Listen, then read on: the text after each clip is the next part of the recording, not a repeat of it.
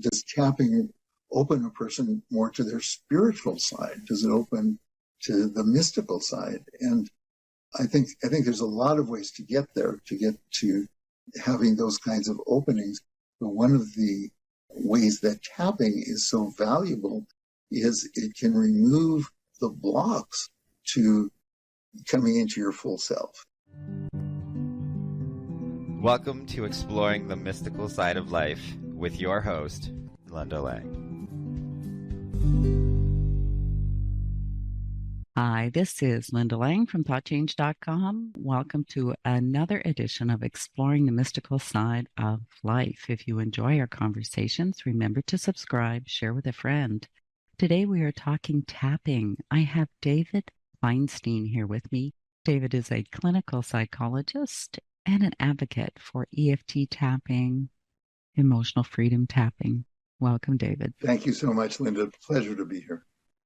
So EFT, emotional freedom technique, or tapping as it's become known, it's been in the alternative health care arena and personal transformation arena for many, many years. We can thank Gary Craig for putting it out into the world, and it's had quite a bit of success by many, many people to help them shift things in their life. And yet, it kind of looks ridiculous, right, David? Very. You are a clinical psychologist, and the idea of clinical psychology and tapping seems a little unusual. Can you share how you became interested in tapping? I'd love to, because it's actually been a journey where I had all the skepticism that you would expect a clinical psychologist to have about something that looks so strange. And my first introduction to tapping was around 1997. I was running a supervision group in Oregon, and it was about 8 therapists that I was supervising. And one of them stumbled on this tapping and got excited about it and started bringing it to the group, talking about it. And I was listening, going, oh, come on. You know, it's like tapping on these points is somehow doing something to the psyche, and these other strange components of it. I just thought, please. But I looked it up. There was no research at the time, zero, not one peer-reviewed clinical trial. And so I was, kind of professional. I didn't put her down for her enthusiasm, but I kind of steered her away from talking about it in my group. But when you really judge something real harshly, sometimes it comes around to bite you. And so here I am talking to you as a proponent of this method. And what changed was that my wife, Donna, and I came out with a book called Energy Medicine, and the publisher put us on the road for a 6-city tour. And that was in 1999.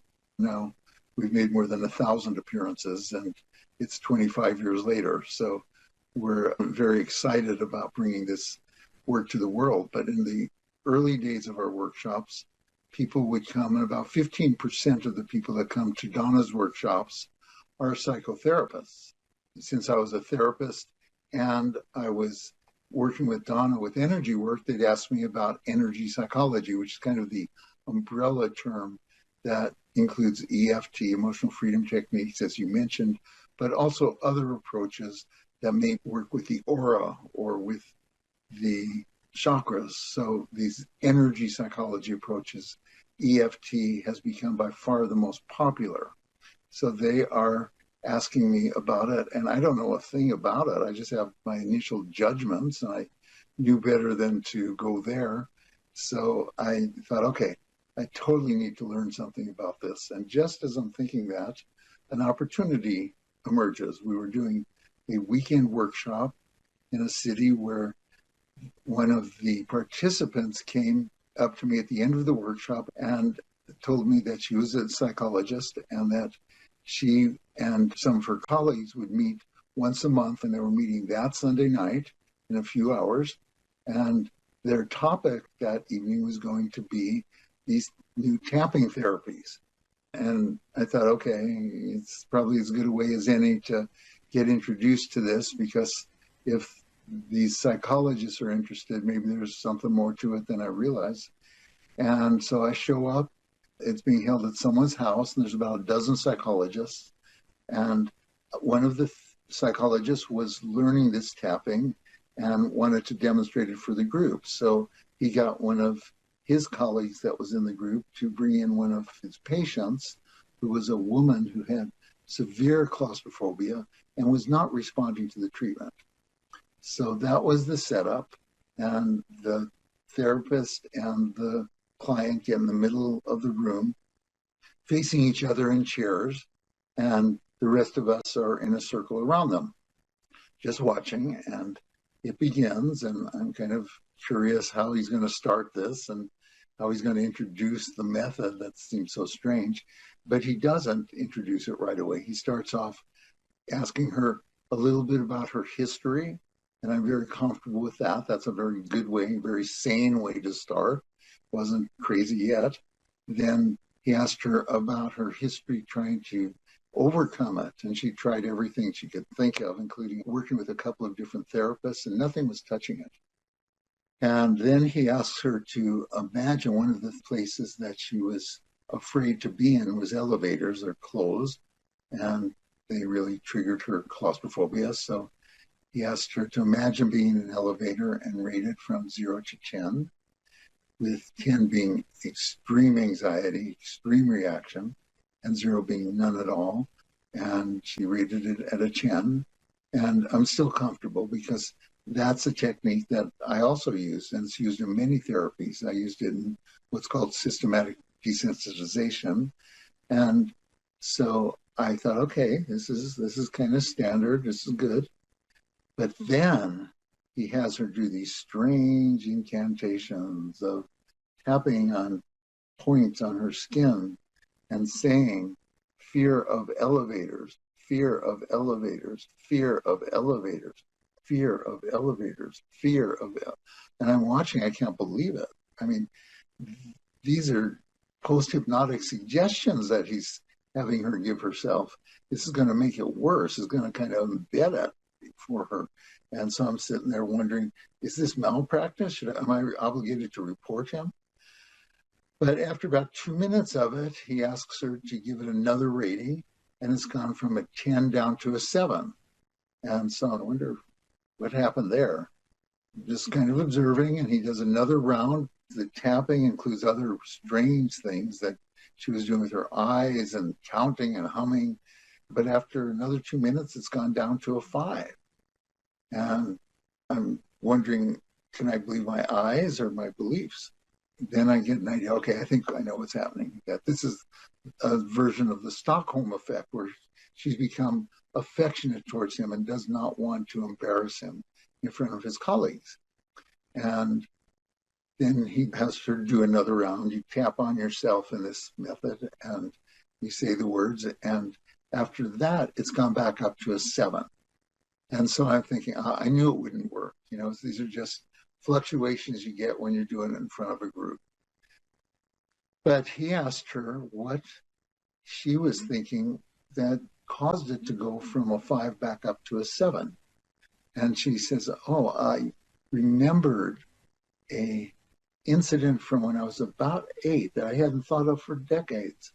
And I was playing with my older brothers and some of their friends, and we had this big appliance box. And one of us would get in it and the others would push it. And it was great fun. But when it was her turn, they pushed it against a wall. And the only side that was open, the flaps, were pushed against the wall. And the brothers and their friends left, just kind of making fun of her a little bit. And she was there, and she was too light to maneuver her way out of it. And she's in total darkness and alone, and she starts screaming and screaming and screaming and screaming. And she doesn't know how long she was screaming, but as she's telling it, she's getting aroused more and more.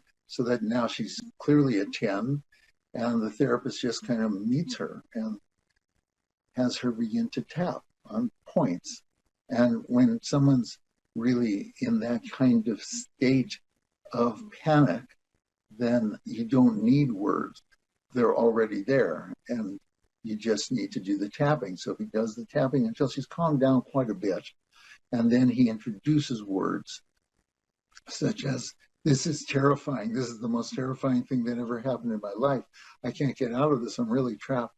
And as you say those words and do the tapping, it releases, I'll explain later what actually happens in the amygdala and other parts of the emotional system, the limbic system. But once she's tapping with these words, they get it so that she has no arousal at all. She's able to remember the scene without any sense of distress. She can talk about it without pushing herself into that high anxiety. So the SUD, the subjective units of distress, are down to a 0. And then he focuses on other aspects of it. So he focuses in on her resentment towards her brothers and there's her sense of betrayal that they did this to her, and other aspects. This was the root of this lifelong phobia. So they tap on all of that and get each aspect down to 0. And then they go back to elevators. And even though they haven't been focusing on elevators last was a 7, it's now down to a 3. So they tap on that and they get that down to a 0. I'm just watching and just really confused about what just happened. And was that real? The psychologists like to test things. So somebody gets the idea that since we're in a living room, there's a coat closet, and she could just step into the coat closet and we'd really have a test of whether this was effective. And so she agrees to that. The therapist is very responsible, telling her that we're not trying to prove anything to anybody. We don't want to re-traumatize you. If you get even a little bit anxious, just open that door and step out. So she was in complete control. She steps in, closes the door, and about half a minute passes and it's quiet, and then a minute. And that's a long time, actually, with that setting. And you can imagine a dozen therapists all hovering around this closet door watching it. And then it seemed to me as about 3 minutes. It was a long time. And then the therapist finally knocks on the door and says, "Are you okay in there?" And she opens the door and comes out exuberant. She's just never had an experience like this in her memory where she could be in a closed space and feel totally calm. And everybody's really excited about what they've just seen, except for me. I'm sitting there thinking, okay, I get it. I know what's happening here. This is a social psychology experiment to demonstrate how gullible psychologists can be. It must be somebody's doctoral dissertation. But it wasn't. I've seen now some version of this happen again and again and again. So that was the one evening that really converted me to get training in this, because I'd already been a therapist for 30 years at that point, and I saw how much faster and more effective. I was already considered a good therapist. I had a waiting list often. I was well regarded in my community, but this turbocharged it. It wasn't that I had to forget everything I already knew, but I could integrate the tapping into it. And it made it go much faster, be more effective, be more lasting, gave people self-help tools that they could use at home when they slip backwards. They could really move forward, or they could use them to make progress.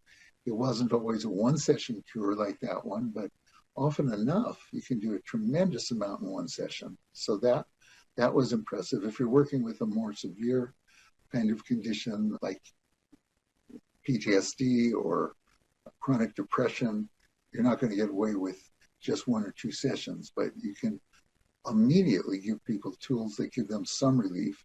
And over a period of 8 or 10 or 12 sessions, you can see a tremendous progress in really deep psychological problems. So it obviously was enough to inspire you to explore it, and the results that you were seeing must speak for themselves because here you are, an advocate for it. Very much. The first book was called The Promise of Energy Psychology. Now we're really talking about the reality of energy psychology. And that's a big change. The research also has shown us a lot about how it works.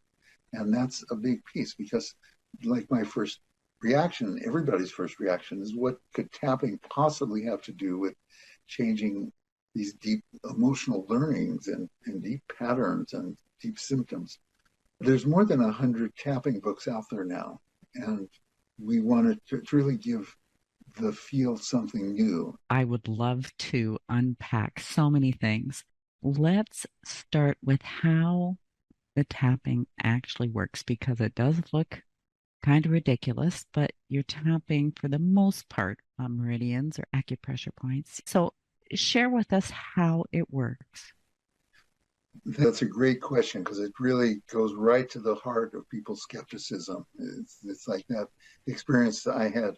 Should I believe my eyes or should I believe my beliefs? Because it's so odd looking. But there's actually now research that really shows us how it works. So the first thing that you need to understand is that the acupuncture points have a very different electrical configuration than other areas of the skin. Specifically, they conduct electricity.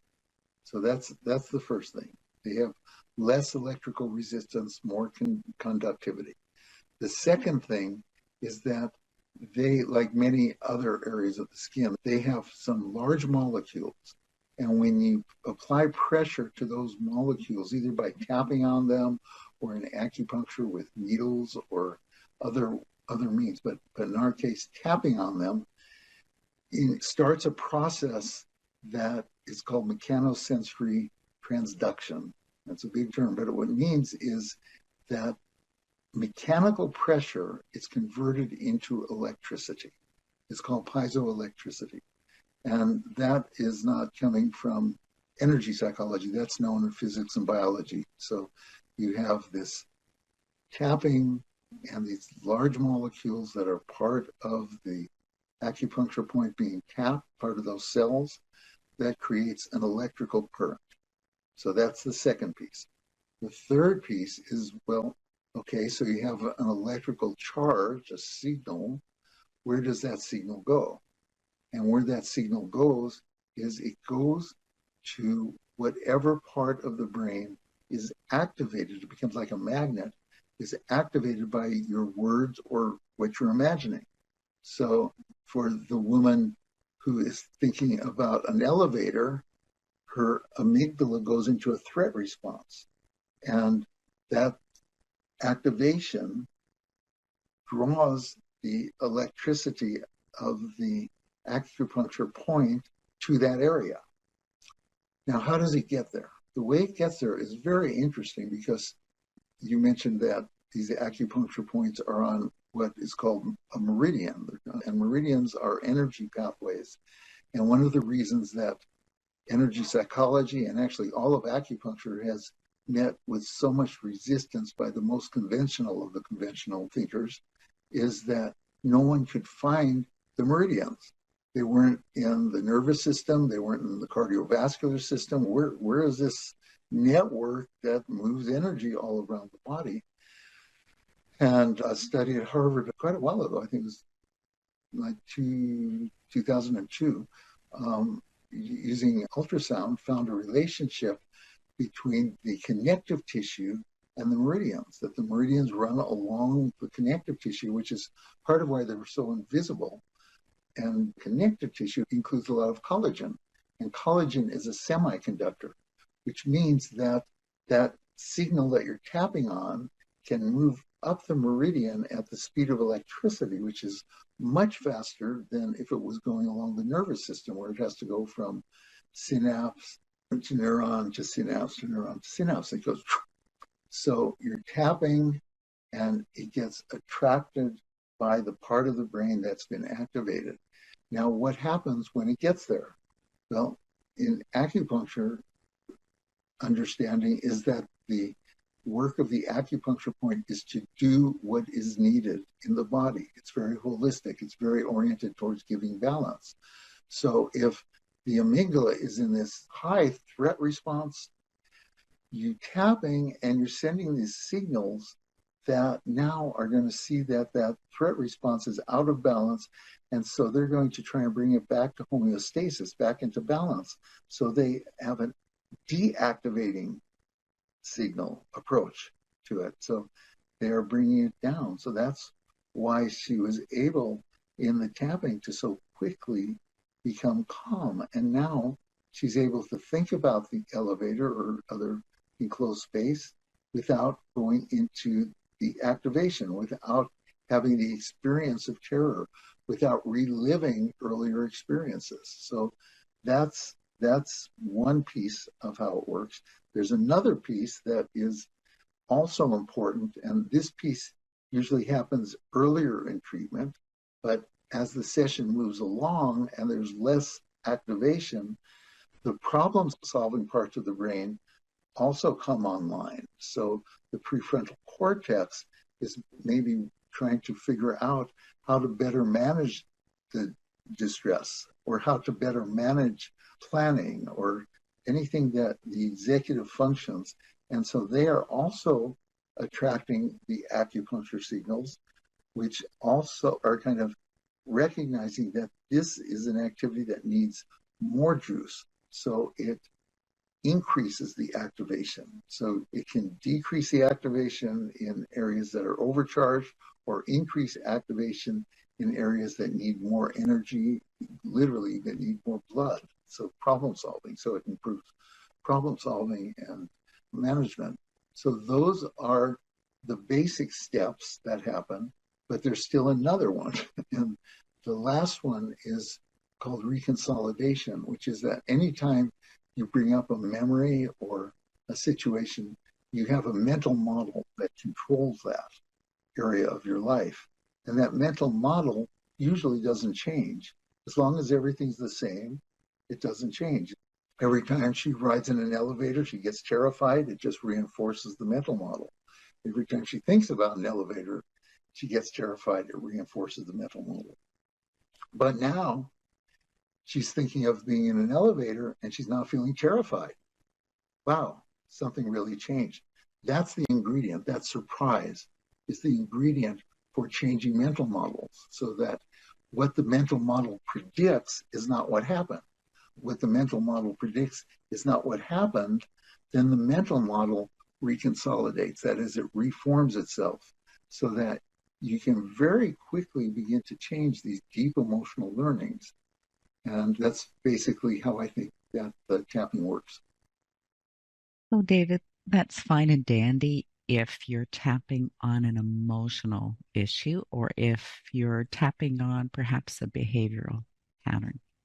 But EFT also works often on physical issues that you might not have any inkling what the emotional underbelly of it is. So, how does that work?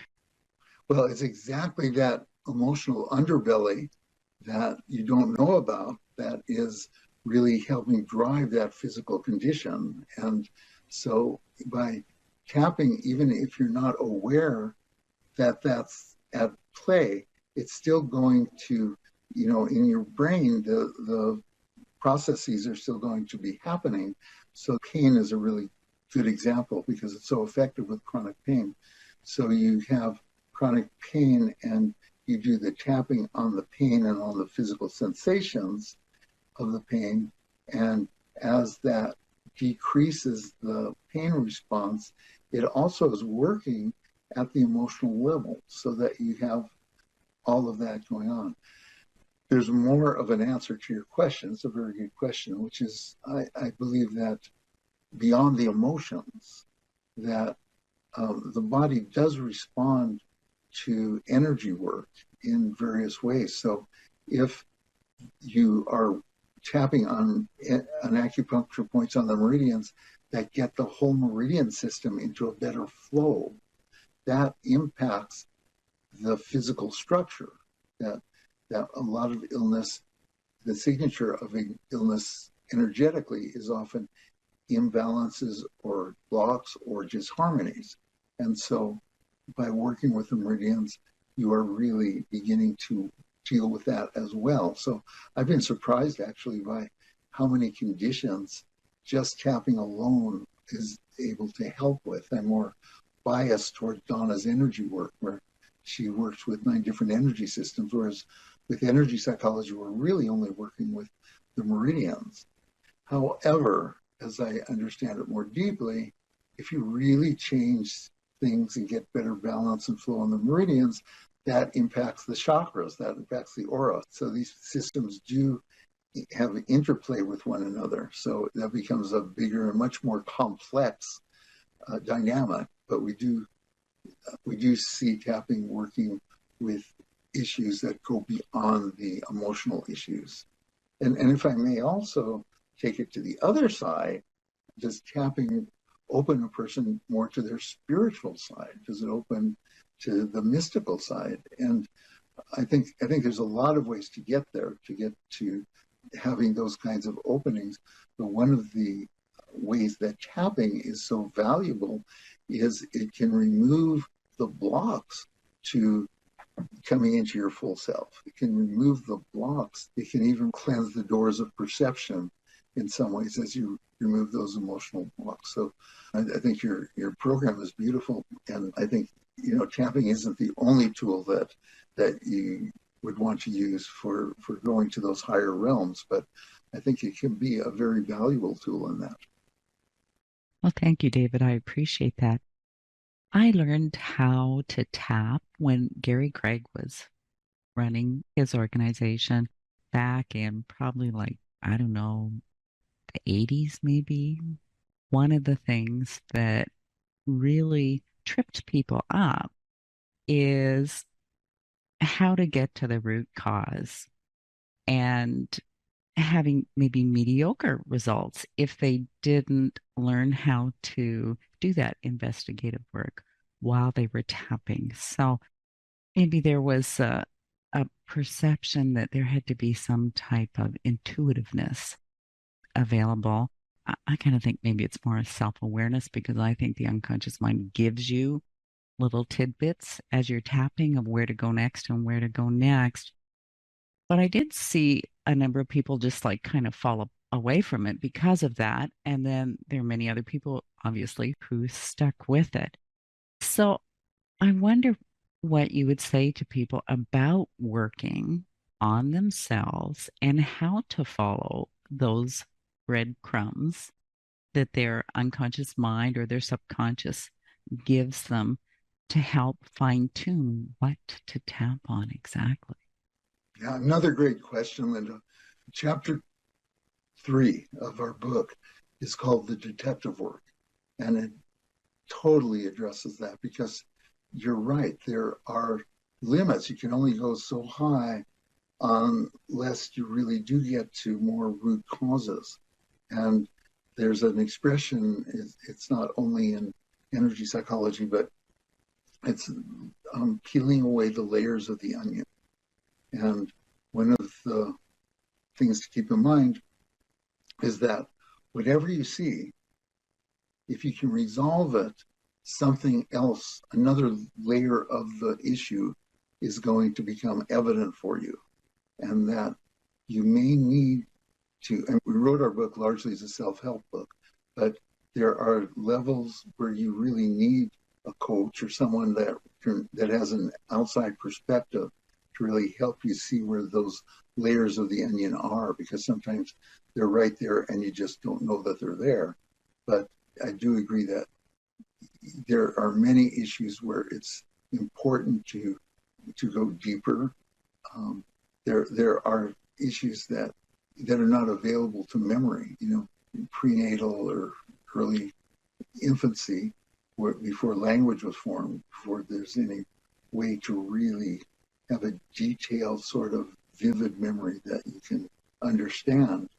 But that's trickier. But even with that, as you keep going deeper layer by layer, it seems that those deepest layers also get touched, even though you don't really know how to track what's happening.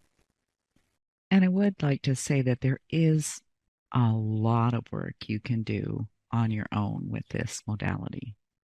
Absolutely. I share a little story with you, David, if you don't mind. And it was probably back in the 90s where a group of people in my area asked me to teach a EFT workshop to give them the basics of how to do it, to tap through the points. And as I was doing it and I'm tapping on myself, a memory came up for me from when I was like maybe 13 or 14 years old. And it was so fascinating to me because it was like I was in the memory and I had all the emotions of that memory. And here I am in this room, tapping and teaching this class, something I hadn't thought about. I don't know, maybe in 20 years or longer, was alive and well in my subconscious. And I'm grateful for that, of course, because I was able to tap it out. And I remember tapping, saying, I can't believe this as I'm going through it because I couldn't believe how vivid the memories were. It's amazing, isn't it?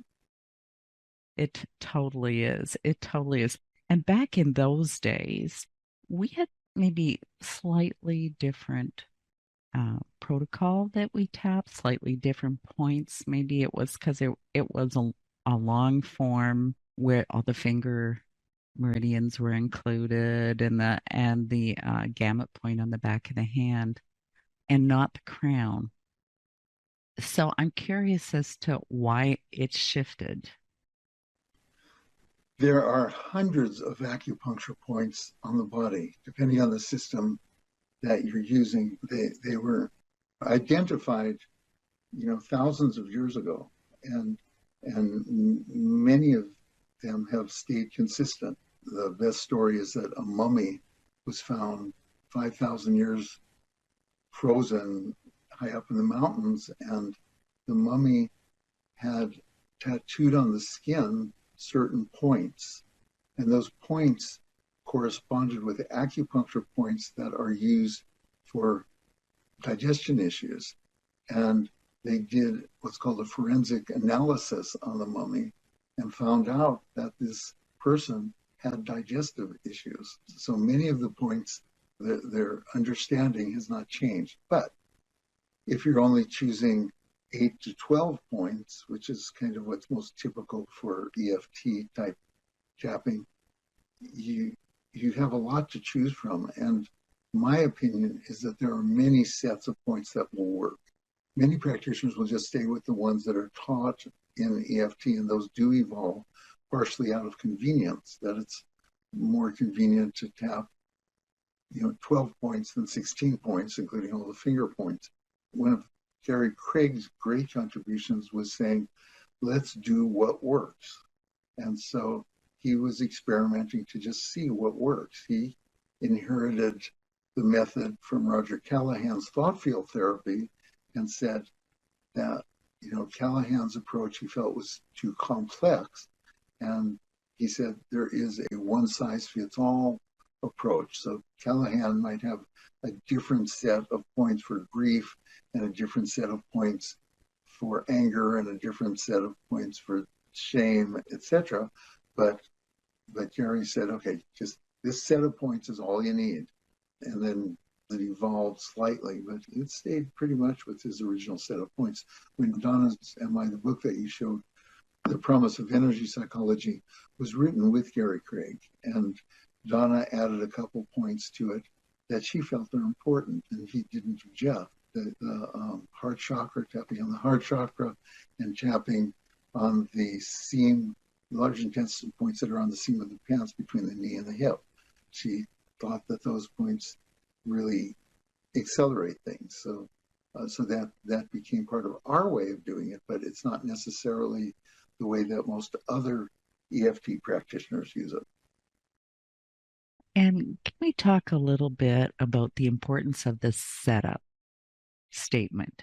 It's so important. Thank you. So the core idea is that if you're trying to change something in yourself, that trying to change it is a way of not accepting it. So I want to get over my fear of elevators, and my fear of elevators is bad. My fear of elevators is a part of me that I reject. And when you set up that kind of relationship with a part of your psyche, it gets defensive. It becomes less eager to change. Whereas if in the setup statement, it embraces the issue, embraces the symptom, recognizes that the symptom is part of trying to solve a problem that you really would like solved, just not with the symptom. So what you do with the setup statement is that you make a statement of what you're trying to change. So it's in the format of, even though I have this lifelong terror of elevators, and what you do while you're saying it is you work with some points that tend to hold energy. And so we teach people to find sore spots on the chest. These are neurolymphatic points that just get clogged through everyday use of the body. And most people will easily find something that is a little tender. So you say that along with that first phrase, even though I have had this fear of elevators for all my life. So you're naming the issue that you're trying to change, and then you follow up with a statement of total self-acceptance, such as, I deeply love myself and accept my feelings. So what you're doing there is you're pairing the symptom with a memory of embracing yourself. And because, in part because you're doing the energy work, those become associated with one another. So now when you think of the symptom or feel the symptom, it is attached to this self-acceptance.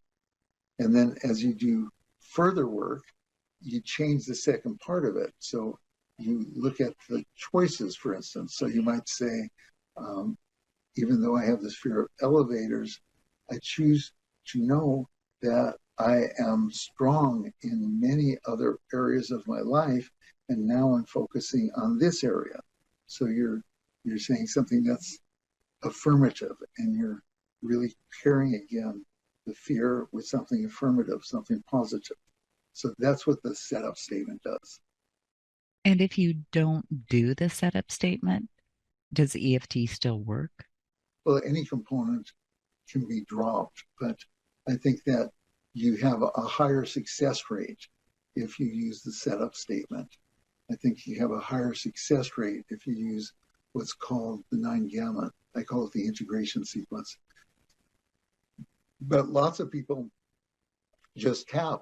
Even the words aren't necessary, particularly in a situation where, for instance, someone has just been traumatized, like when the woman was talking about her being trapped in that enclosed space.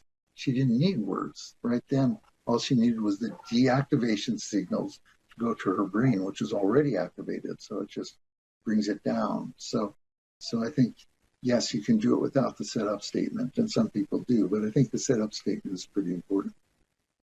I could see how if the issue was really active, if it was a 10 out of 10 or higher, that you could really jump in and start moving that energy right away. But I do think that it does help you get cooperation with your subconscious if you put that in there, right? Well stated, yes. Yeah. And you talked about the 9G spot, the gamut spot. So that's right here. Between the ring finger and the little finger, the ridge here. And I like to have people tap it with 4 fingers.